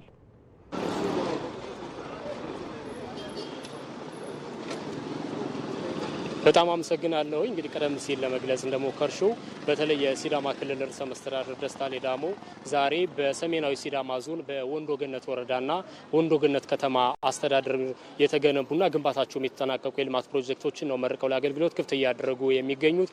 ርዕሰ መስተዳድሩ በመጀመሪያ ደረጃ መርቀው ክፍት ያደረጉት በወንዶ ገነት ወረዳ የሚገኘውን የሀሩማ ሁለተኛ ደረጃ ትምህርት ቤት ነው። ይህ ትምህርት ቤት ከሐዋሳ ከተማ በብዙ ርቀት ላይ የማይገኝ ነገር ግን ደግሞ የአካባቢው ነዋሪዎች ሁለተኛ ደረጃ ትምህርትን ለማግኘት ለዘመናት ሐዋሳ ከተማ መመላለስ የነበረባቸው ነበረ። አሁን ግን የዚህ ትምህርት ቤት መገንባት በተለይ ደግሞ በአካባቢያቸው ይህንን ትምህርት እንዲያገኙ ልጆቻቸውን በቅርበት እንዲያስተምሩ ምቹ ሁኔታ ይፈጥራል ተብሎ ነው የሚጠበቀው። ከዛ ባለፈ ርዕሰ መስተዳደሩ ያስመረቋቸው ሌሎች ፕሮጀክቶች ደግሞ በወንዶ ገነት ከተማ አስተዳደር ስር የሚገኝ አንድ የቅድመ መደበኛ ደረጃ ትምህርት ቤት ጩኮ የተባለ ከዛ ባለፈ ደግሞ የወንዶ ገነት ከተማ የመጀመሪያ ደረጃ ሆስፒታል የህዝብ መድኃኒት ቤትንም እንደዚሁ መርቀው ለአገልግሎት ክፍት አድርገዋል ማለት ነው። ከዛ ባለፈ በከተማዋ ለረጅም ጊዜ የህዝብ ጥያቄ የነበሩ የውስጥ ለውስጥ የመንገድ ግንባታ ፕሮጀክቶች ከዛ ባለፈ በከተማዋም እንደዚሁ ለነዋሪዎች እንግልት ምክንያት የነበሩ ሁለት ድልድዮችንና ከዛ ባለፈም እንደዚሁ የውሃ ማፋሰሻ ቦዮችን ጨምሮ ለከተማዋ እድገት ከፍተኛ አስተዋጽኦ የሚያበረክቱ የከተማዋን መሰረተ ልማትም እንደዚሁ ከፍ የሚያደርጉ የመሰረተ ልማት ግንባታ ፕሮጀክቶች ነው መርቀው ክፍት ያደረጉት። እነዚህ የመሰረተ ልማት ግንባታ ፕሮጀክቶች ደግሞ እንደሚታወቀው የወንዶ ገነት ከተማ አስተዳደር የቡና ምርትን ጨምሮ ለውጭ ገበያ የሚቀርቡ የተለያዩ ምርቶች የሚቀርቡበት ሰፊ እንደዚህ የልማት አማራጮች ያሉባት ነገር ግን ደግሞ በእድሜዋና ባሏት ጸጋዎች ልክ ያለማች ከተማ እንደነበረች ይታወቃል። እነኚህ ተመርቀው ለአገልግሎት ክፍት የሆኑ ፕሮጀክቶች ደግሞ በዋናነት የከተማዋን ነዋሪዎች የረጅም ጊዜ ጥያቄ የፈቱ ከዛ ባለፈም ደግሞ የከተማዋን ነዋሪዎች ተጠቃሚነት እንደዚሁ የሚያረጋግጡ መሆናቸው ነው የከተማው ነዋሪዎች የተናገሩት። የክልሉ ርዕሰ መስተዳድር ደስታ ሌዳሞ በተለይ ደግሞ የሲዳማ ክልል በክልልነት ከተዋቀረ በኋላ ባለፉት 5 ዓመታት በከተማና በገጠር የመሰረተ ልማት ጥያቄዎችን ለማሟላት የህዝብን ተጠቃሚነትን እንደዚሁ ለማረጋገጥ በስፋት ሲሰራ መቆየቱን ተናግሯል። ከተሞችን ከሐዋሳ ባለፈ በክልሉ የተለያዩ አካባቢዎች የሚገኙ ከተሞችን ለነዋሪዎች ምቹ የማድረግ እንደዚሁም ደግሞ ለኢንቨስትመንት ተመራጭ ለማድረግ ሰፋፊ ስራዎች እየተሰሩ መሆኑንና አሁንም ቢሆን በክልሉ የተለያዩ አካባቢዎች የሚገኙ የልማት ስራዎች እንደዚሁ አጠናክረው እንደሚቀጥል ለዚህም ደግሞ የህዝቡ ተሳትፎ ተጠናክሮ መቀጠል እንዳለበት ጥሪ አቅርበዋል። በአጠቃላይ በዛሬው ዕለት የተመረቁ ፕሮጀክቶች ግን በአካባቢው የነበሩ የዘመናት ጥያቄዎችን ምላሽ የሰጡ መሆናቸውን ነው መታዘብ የቻልነው። አስረሳው ስለ መረጃዎቹ እናመሰግናለን። መልካም ጊዜ። ዘገባዎቻችን ቀጥለዋል። ብሔራዊ ተሃድሶ ኮሚሽን በእስካሁኑ ሂደት 61 ሺህ የቀድሞ ታጣቂዎች ወደ ማህበረሰቡ እንዲቀላቀሉ ማድረጉን አስታወቀ። ለስራው ማስፈጸሚያ 5.4 ቢሊዮን ብር ወጪ መደረጉም ተገልጿል። አልጋነሽ ተካ። ብሔራዊ ተሃድሶ ኮሚሽን ከሚያከናውናቸው ተግባራት አንዱ ታጣቂዎችን ትጥቅ ማስፈታት፣ መልሶ ማቋቋምና ወደ ማህበረሰቡ መቀላቀል ነው። ታጣቂዎችን መልሶ የማቋቋም ስራው ደግሞ የኮሚሽኑን የፌዴራል መንግስት የክልሎችና የባለድርሻ አካላትን የጋራ ትብብር እንደሚጠይቅ ይታወቃል።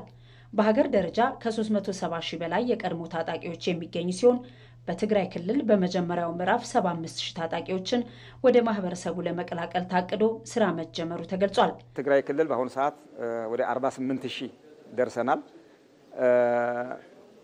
በመሀል ላይ ትግራይ ባቋረጥንበት ጊዜውንም ለመጠቀም በተጨማሪ ደግሞ እንዲያገር ስለሆነ ፕሮጀክቱ የሚሰራው በአማራና በኦሮሚያ ክልሎች በርካታ የታጠቁ ቡድኖች ወደ ሰላም አማራጭ በመምጣታቸው እነሱንም ማካካስ ስላለብን ከ12000 በላይ በሶስቱም ክልሎች በአፋር በኦሮሚያና በአማራ ተካሂዷል። በድምሩ 61000 ደርሷል። የትግራይ ብቻ ከ75000 እስካሁን ድረስ ባለን መረጃ 65% ደርሰናል። 48000 ስንሰራ ወደ 23000 24000 ይቀረናል። ይሄ በሚቀጥለው ወር የሚጠናቀቅ ነው የሚሆነው። የታጣቂዎች መልካም ስነ ምግባርና የማህበረሰቡ አቀባበል ለኮሚሽኑ አቅም መሆኑ የተገለጸ ሲሆን ክልሎች በሂደቱ ያላቸው ሚና የላቀ መሆኑ ተገልጿል። ክልሎች ሚና ወደ ሰላም የሚመጡትን ልክ ትግራይ እንዲያደረግ ነው። የትግራይ ክልል ጊዜያዊ አስተዳደር የፕሪቶሪያ የሰላም ስምምነት መነሻ አድርጎ ዲዲአር በተቀመጠው አሰራርና ስምምነት መሰረት እንዲፈጸም በማድረግ በኩል አማራ፣ ኦሮሚያ፣ አፋር ደግሞ ታጥቀው የሚንቀሳቀሱ ቡድኖችን ወደ ሰላም አማራጭ እንዲመጡ ባላቸው አማራጭ ሁሉ መንግስት ጥሪ በማድረግ የሃይማኖት አባቶችን፣ የሀገር ሽማግሌዎችን፣ የሚደራጁ የካውንስል አባላትን በመጠቀም ጥሪ በማድረግ ወደ ሰላም እንዲመጡ ያደርጋሉ። የመጀመሪያው ስራቸው ይሄ ነው። በዚህም በኦሮሚያና በአማራ በጣም በርካታ የታጠቁ ቡድኖች ወደ ሰላም እንዲመጡ አድርገዋል። በእስካሁኑ ሂደት ታጣቂዎችን ወደ ማህበረሰቡ ለመቀላቀል 5.4 ቢሊዮን ብር ወጪ የተደረገ ሲሆን ይህም በአጋር አካላትና በፌዴራል መንግስት የተሸፈነ ነው። በትግራይ ክልል ታጣቂዎችን ወደ ማህበረሰቡ የመቀላቀል ስራው ጥሩ ደረጃ ላይ እንደሚገኝና ይህም የዘላቂ ሰላም ግንባታን ያግዛል ተብሏል። ሰላም ሊመጣ ከሆነ ከሁሉም ከዲዲአር በተያያዘ መንገድ የሁሉም እንደ ፓኬጅ የሰላም የውል ስምምነቱ መተግበር መቻል አለበት። በሀገር ውስጥ ደግሞ አንድ የመከላከያ አካል ነው መኖር አለበት። ስለዚህ ለሰላም ማምጣት የሚካሄድ ያለው የዲዲአር ስራም ትልቅ የሰላም ግንባታ መሆኑ የሚታወቅ ጉዳይ ነው። የተዋጣ የዲዲአር ስራ እንዲኖር ደግሞ ሁሉ ተጋግዞ የኢትዮጵያ ሕዝብ መረባረብ መቻል አለበት። በተመሳሳይ አማራ ክልል ላይ ከታጣቂዎች ጋር ተያይዞ የኮሚሽኑ ተልእኮች እየተፈጸሙ መሆናቸውንና ሂደቱም ሰላምን የማረጋገጥ አንዱ ማሳያ መሆኑ ተገልጿል። እስካሁን ባለው ሂደት ከ5200 በላይ የቀድሞ ታጣቂዎች ወደ ስልጠና ማዕከል ገብተው የዲዲአር ሂደቱን አጠናቀው ወደ ማህበረሰቡ የተቀላቀሉበት ሁኔታ ነው ያለው። ከ2000 በላይ የሚሆኑ የቀድሞ ታጣቂዎች ወደ ቀድሞ ስራቸው ተመልሰው ለሰላም ግንባታ አገሪቱ ለምታደርገው የልማት እንቅስቃሴ የበኩላቸውን ስራ እየሰሩ ያሉበት ሁኔታ ነው ያለው። ኮሚሽኑ በስዊድን ኤምባሲ ትብብር ታጣቂዎችን መልሶ ማቋቋም በሚቻልበት ዙሪያ የአሰልጣኞች ስልጠና መስጠት ጀምሯል። ዘገባዎቻችን እንደቀጠሉ ናቸው። የተፈናቃዮችን ጉዳይ የሕዝቡን የጋራ ዘላቂ ተጠቃሚነትና አብሮነት በሚያረጋግጥ መልኩ በሰላማዊና በሕጋዊ መንገድ እንዲፈታ የጋራ አቋም በመያዝ እየተሰራ መሆኑን የመንግስት ከፍተኛ አመራሮች ተናገሩ። ተፈናቃዮችን በኃይል ለመመለስ የሚሞክር ኃይል ቢኖርም በሰላማዊና በሕጋዊ መንገድ እንዲመለሱ ጽኑ አቋም እንዳለን ዓለም አቀፉ ማህበረሰብ ጨምሮ ሁሉም አካል ሊያውቅ ይገባል ሲሉ የአማራ ክልል ርዕሰ መስተዳደር አረጋ ከበደ ገልጸዋል። የአማራ ክልል ርዕሰ መስተዳደር አረጋ ከበደና የጠቅላይ ሚኒስትሩ የምስራቅ አፍሪካ ጉዳዮች አማካሪ ሚኒስትር ጌታቸው ረዳ በሁመራ ከተማ በወልቃይት ጠገዴ ማንነት ጥያቄና በተፈናቃዮች ጉዳይ ላይ ከአካባቢው ማህበረሰብ ጋር ተወያይተዋል። የፌዴራል መንግስት የፕሪቶሪያ የሰላም ስምምነትን ተግባራዊ በማድረግ ተፈናቃዮች ወደ ቀያቸው እንዲመለሱ እንዲሁም የማንነትና የአስተዳደር ጥያቄ ያለባቸው አካባቢዎች በሰላማዊ መንገድ እልባት እንዲያገኙ በትኩረት እየተሰራ ይገኛልም ብለዋል። የአማራ ክልል ርዕሰ መስተዳደር አረጋ ከበደ የማንነትና የራስ አስተዳደር ጥያቄ ያላቸው አካባቢዎችን በተመለከተ በፌዴራል መንግስት አማካኝነት ላለፉት ዓመታት ከትግራይ ጊዜያዊ አስተዳደር ጋር በርካታ ውይይቶች ሲደረጉ ስለመቆየታቸው አስታውሰዋል። የጠቅላይ ሚኒስትሩ የምስራቅ አፍሪካ ጉዳዮች አማካሪ ሚኒስትር ጌታቸው ረዳ በበኩላቸው የሕዝቡን የጋራ ዕጣ ፈንታና ተጠቃሚነትን ማዕከል ያደረገ ስራ መስራት አስፈላጊ ስለመሆኑ አንስተዋል። ከቀድሞ የህወሓት አመራሮች በኩል የወልቃይት ጠገዴ ማንነት ጥያቄን ከመሸፋፈን ባለፈ ተፈናቃዮችን በኃይል መመለስ አለብን የሚል የጦርነት ነጋሪት የሚጎስሙ ስለመኖራቸውም ጠቁመዋል። የትግራይ ሕዝብ ዋነኛ አጀንዳ ሰላም ነው ያሉት አቶ ጌታቸው ሕዝቡን ከቀድሞ ህወሓት አመራሮች ለይቶ ማየት እንደሚገባም አቋም ነው ያነሱት። በመሆኑም ከዚህ ቀደም የነበሩ በደሎችን በማከም ለተሻለ መጻኢ ጊዜ በጋራ መስራትና መወያየት ያስፈልጋልም ብለዋል። የወልቃይት ጠገዴ ሰቲት ሁመራ ዞን አስተዳዳሪ አሸተ ደምለውና ምክትል አስተዳዳሪ ኮሎኔል ደመቀ ዘውዱ በበኩላቸው የማንነት ጥያቄውና የተፈናቃዮችን መመለስ ጉዳይ በህጋዊና ሰላማዊ መንገድ ብቻ እንዲፈታ ነው የምንፈልገው ሲሉ ተናግረዋል። ዘገባዎቻችን ቀጥለዋል። በዛሬው የአዲስ ቀን የሀገር ጉዳይ የተመለከትነውን አጀንዳ እናጋራችሁ። ለዘንድሮ 12ኛ ክፍል ሀገር አቀፍ ፈተና ተማሪዎች አስፈላጊውን ቅድመ ዝግጅት ማድረጋቸውን ገለጹ። የትምህርት ምዘናና ፈተናዎች አገልግሎትም ከዝግጅት ባለፈ በፈተና ወቅት ለሚያጋጥሙ ችግሮች መፍትሄ ለመስጠት ዝግጁ መሆኑን ገልጿል። ዛህራ መሐመድ የዘንድሮው የ12ኛ ክፍል ሀገር አቀፍ ፈተና ከሰኔ 23 እስከ ሐምሌ 8 ድረስ በሁሉም አካባቢዎች ይሰጣል። ተማሪዎችም በፈተናው ጥሩ ውጤት ለማምጣት አስፈላጊውን ቅድመ ዝግጅት እያደረጉ መሆኑን ገልጸዋል። በዚህ ዓመት የኢንትራንስ ፈተናን ከሚወስዱት የኦንላይን ተፈታኞች መካከል አንዷ ነኝ። ለኢንትራንስ ፈተና አቅሜ በፈቀደው ልክ በደንብ እየተዘጋጀው እገኛለሁ። አምና ከፍተኛ ውጤት ካስመዘገቡ ተማሪዎች የተለያዩ ተሞክሮችን እየወሰድኩኝ እገኛለሁ። እነሱ ከዚህ በላይ ለማምጣት በሚጥሩት ልክ እንዴት አድርገው ቢዘጋጁ እንዴት ከፍተኛ ውጤት ማምጣት እንደቻሉ፣ እንደዚሁም ደግሞ ኤክስ የገባባቸው ፓርት ላይ ምን አይነት ጉድለት ቢኖርባቸው እንደሆነ እጠይቃቸዋለሁ። ከትምህርት ቤት እንደወጣሁኝም እዛው ትምህርት ቤት አካባቢ በሚገኘው በወረዳ 11 ላይብረሪ በደንብ ከጓደኞች ጋር አጠናለሁ፣ ጥያቄ እሰራለሁ፣ በፕሮግራም እንወያያለን ማለት ነው። እንደዚህ ነው የተዘጋጃለሁ። አነባለሁ፣ አጠናለሁኝ፣ ከራሴ ዝግጅት አደርጋለሁ። ከኔ ሰው ሰርቆ እንዲያልፍ አልፈልግም። እኔም ደግሞ የሌላውን ሰው አልወስድምም። ራስን ችዬም መፈተን ስላለብኝ ዩኒቨርሲቲ ማለት ትምህርት ሚኒስቴር የመጣው ተመችቶኛል። ዩኒቨርሲቲ ውስጥ መፈተናችን ለኔ ጠቅሞኛል ብዬ አስባለሁ። ተስፋዬ ትምህርት ነው፣ አልፋለሁ፣ ዩኒቨርሲቲ እገባለሁ ብሎ አስቦ ያለ ተማሪ በትክክል ዝግጅት እያደረገ ነው ያለው እስካሁን ድረስ ሳያቆም። በዛሬው የአዲስ ቀን የሀገር ጉዳይ ላይ የትምህርት ምዘናና ፈተናዎች አገልግሎት የስራ ኃላፊ ለፈተናው አስፈላጊው ቅድመ ዝግጅት መደረጉን እንዲሁም በፈተና ወቅት ለሚያጋጥሙ ችግሮች ሁሉ ምላሽ ለመስጠት የሚያስችል ዝግጅት ተደርጓል ብለዋል። ከዘንድሮ 12ኛ ክፍል ፈተና ጋር በተያያዘ በአሁኑ ሰዓት ያው ፈተናዎች ዝግጅታቸው አልቋል። በበየነ መረብ ለሚሰጠው ፈተና በሲስተም ላይ የሚደረጉ የፈተናዎች ዝግጅት ስራ ሙሉ በሙሉ ተጠናቋል። ከተፈታኞች አንጻር ምዳባቸው ተጠናቋል፣ እንዲያውቁ ተደርጓል። ዩኒቨርሲቲዎችም እንደዚሁ ምን ያህል ተማሪ ምን እንዳለ አውቀው በዚህ ሰዓት ዝግጅት እያደረጉ ይገኛሉ ማለት ነው። ሌላዋ በሀገር ጉዳይ ላይ የተገኙት የልጆች ሁለንተናዊ እድገት ባለሙያ ተማሪዎች ከቀለም እውቀት ዝግጅታቸው ባሻገር በስነ ልቦና ደረጃ መዘጋጀት እንዳለባቸው ይመክራሉ።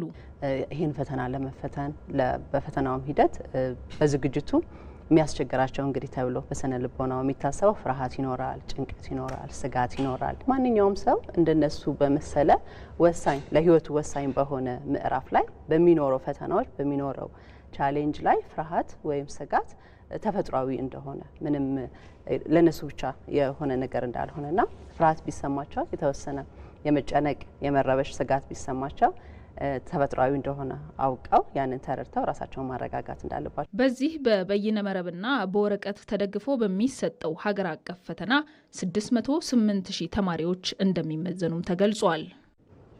በዜና ኢትዮጵያ ካፍታ በኋላ እንመለስበታለን። ወዳልነው ዘገባችን ደግሞ እንሻገራለን። ኢትዮጵያውያን ችግሮቻቸውን፣ አለመግባባቶቻቸውን የሚፈቱበት ለዘመናት የኖሩበት ስርዓት አላቸው። እነዚህ ስርዓቶች ደግሞ እርስ በርስ ተከባብረው እንዲኖሩ ማስችሏቸዋል። ዛሬ ወደ ደቡብ ኢትዮጵያ ክልል አሪ ዞን ነው የምንወስዳችሁ።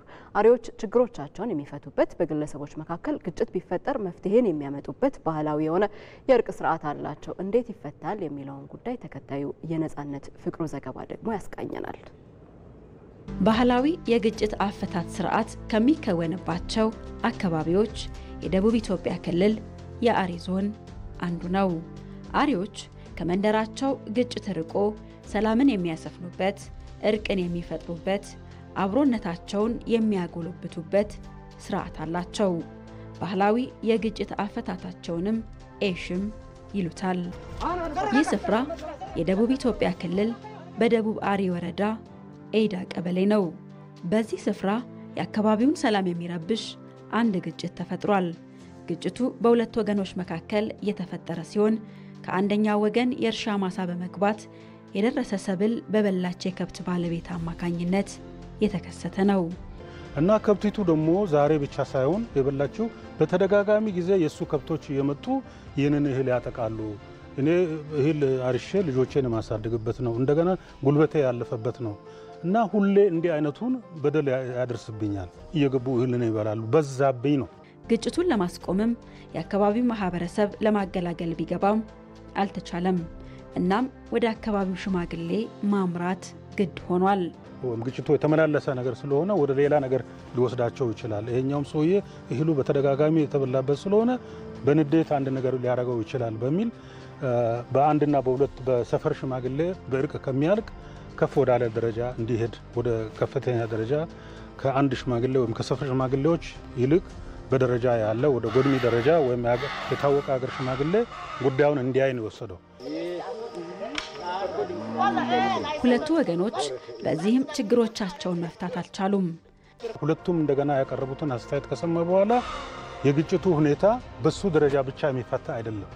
ይሄ ሁለተኛው ሽማግሌም ከነገሩ ክብደት አኳያ ወደ ባቢ ቢወሰድና በባቢ ደጅ በሚደረገው የእርቀ ሰላም መቋጫ ይገኛል ብሎ በማሰቡ ወደዚህ ወደ ባቢ ደረጃ ይዟቸው መጣ። አከማል ባህሪ ማህበረሰብ የእርቅ አደባባይ ይባላል። እርቅ ይፈጸማል፣ የተጣላ ይታረቅበታል። ትልቁ በአሪ ብሔረሰብ ባህል መሰረት በዚች በሾርቃዋ የባለባቱ ባለቤት የሆነችው ተንበርክካ ይህንን እቃ በማቶት ከአስፈጻሚ ጎድሚ ፊት ታስቀምጣለች።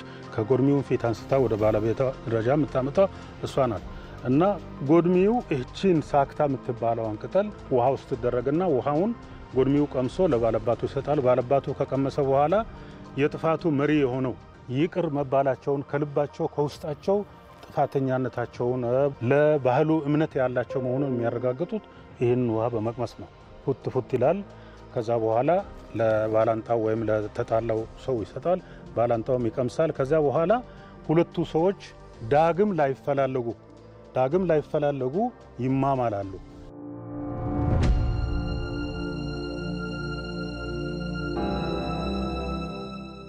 አሁን በሁለቱ ወገኖች መካከል ጥላቻ የለም። ዳግም ላይደራረሱ ይቅር ተባብለዋል። በሰላም ለመኖርም እርቅን አውርደዋል።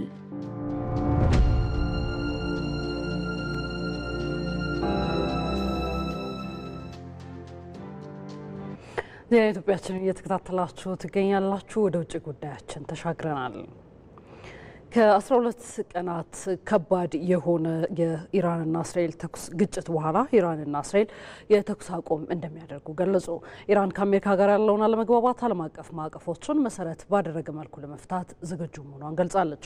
የእስራኤል ጦር በበኩሉ ሁሉም የሀገሪቱ ክፍሎች ላይ የነበሩ ገደቦች ተነስተዋል ብለዋል። ዛህራ መሐመድ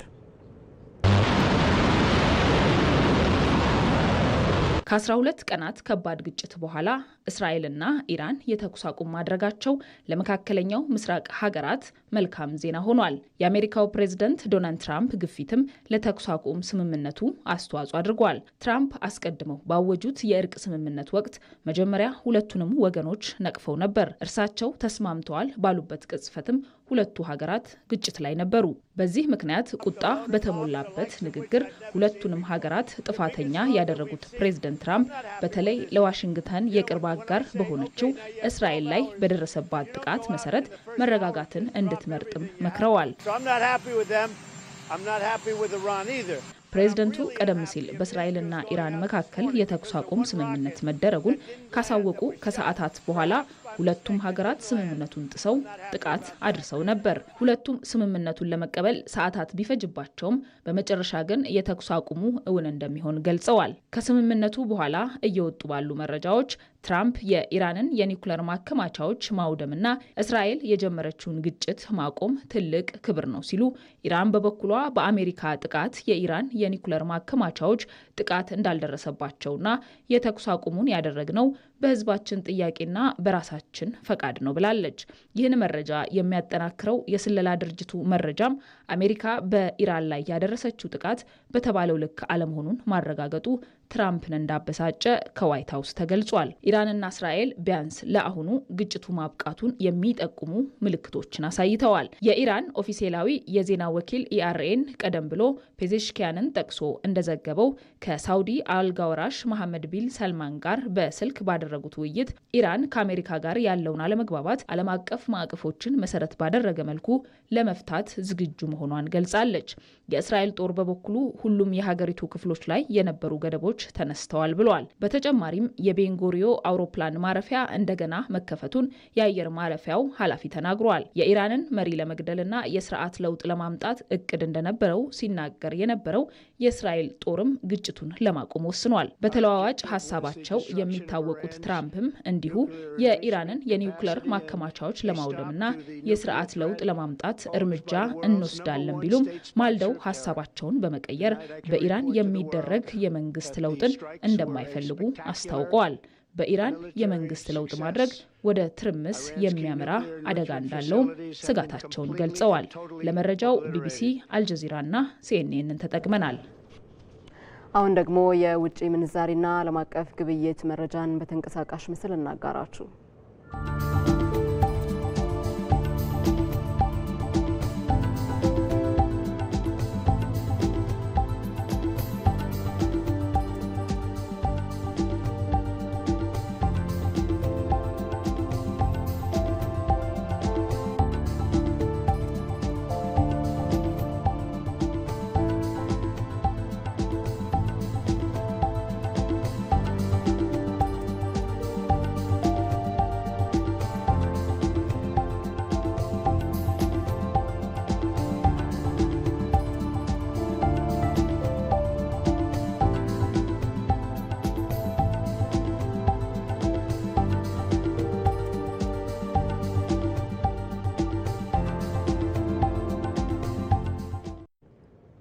ከስፖርት መረጃችን የሊዮን እግር ኳስ ክለብ በፋይናንስ ስርዓት ችግር ምክንያት ወደ ፈረንሳይ ሊግ 2 ወረደ። የ7 ጊዜ ሊግ ሻምፒዮኑ ሊዮን ከፍተኛ የገንዘብ ዕዳ ውስጥ በመሆኑ ወደ ታችኛው ሊግ እንዲወርድ ተወስኖበታል። ነጻነት ጫን ያለው